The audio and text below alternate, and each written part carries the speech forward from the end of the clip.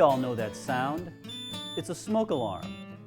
These guys sniff the air for smoke and give us early warning if there's a fire. Because fire doubles in size every minute, that early warning doubles your chances for survival.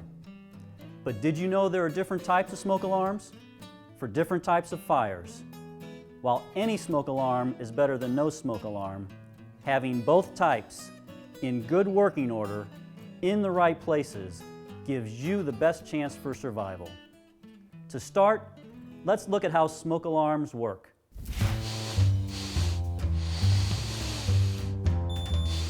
Smoke alarms are like big noses, sniffing the air for particulates.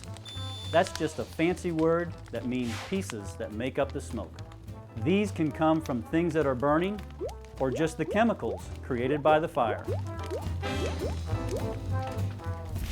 And the more noses, the better.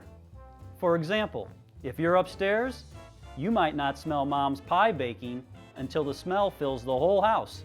But if your sister Sally's in the kitchen, she'll smell the pie first and give you early warning. Pie, pie, pie, pie, pie, pie, pie, pie, pie. Like I said, the more noses, the better. Mom makes the best pie. And just like Sally needs energy, your smoke alarms need energy too. Like this lantern, all smoke alarms should contain a battery. For some, it's the source of power. For others, it's a backup in case of power failure. Regardless, you need to change the battery every 6 months. We recommend you do it in the spring and fall when you set your clocks for the time change. If you don't, the batteries will wear out and your smoke alarm won't work. Like these lights, some smoke alarms are hardwired right to your home's electricity. While you'll still need to change their backup batteries, as long as the electricity is on, they're powered all the time. Another great thing about hardwired smoke alarms is that they're interconnected. That means if one sounds, they all sound, alerting you to smoke, even if it's in another part of the house. Remember, the more noses, the better. It's like having multiple Sallys. You get the idea. That early warning is important. Remember, it's those early moments in a fire that can make the difference between life and death. So having working smoke alarms in all parts of your house is crucial. Now, here's where things really get interesting. Did you know there are different types of smoke alarms and that they're designed for different types of fires? That's right, there are different kinds of fire and we use different sensors to detect them. The first type, fast flaming fires, have lots of flame and push smoke quickly. For these fires, ionization type smoke alarms work best. The second type, slow smoldering fires, produce cooler smoke that moves much slower. For these fires, photoelectric type smoke alarms work best. This type of fire can easily start from a cigarette in a sofa or chair. If you have smokers in your house, you need a photoelectric smoke alarm. There is a third kind of smoke alarm. It's called a dual alarm. It has both ionization and photoelectric alarms together in one unit. So you get the advantages of both sensing technologies. Now that we know the different types of alarms and how they work, let's put it all together and help you make the best smoke alarm choices.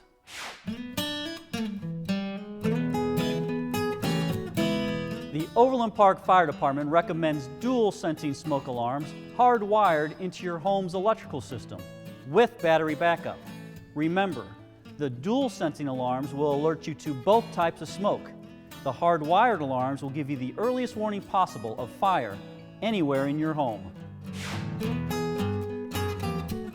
But don't worry, even if your home isn't hardwired for interconnected smoke alarms, there are wireless interconnected smoke alarms available. These can be placed in different parts of your home and will act like a hardwired system by sounding together.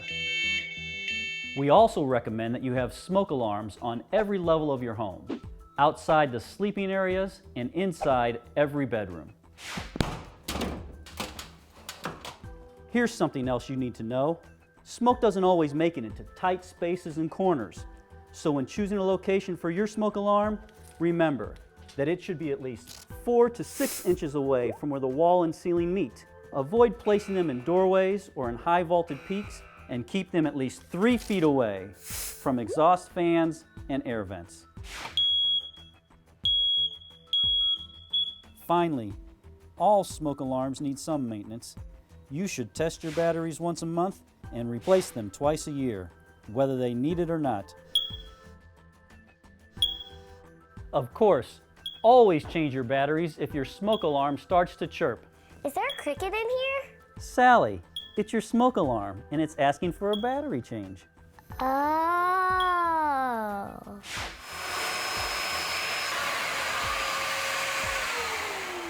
It's also a good idea to vacuum the faceplates of your alarms from time to time. Cleaning out dust and insects will help eliminate false alarms. Never remove or wash your smoke alarms. Smoke alarms placed too close to the kitchen or bathroom might be activated by steam or burning food.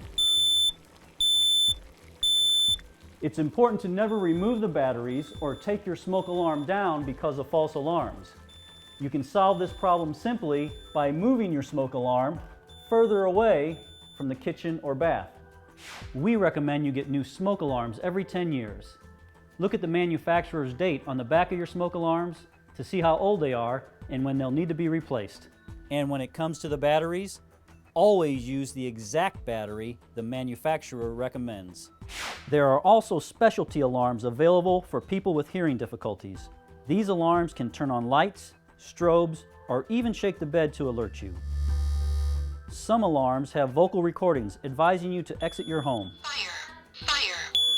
There are even alarms that will record your voice, telling kids there's a fire and they need to get out. George, wake up, there's a fire. Remember, Go. no matter which alarm you choose, any alarm is better than no alarm. Thanks for watching. I hope you learned something about smoke alarms. If you have any questions, please contact us at the Overland Park Fire Department, because it's our job to keep you safe. Goodbye, everybody.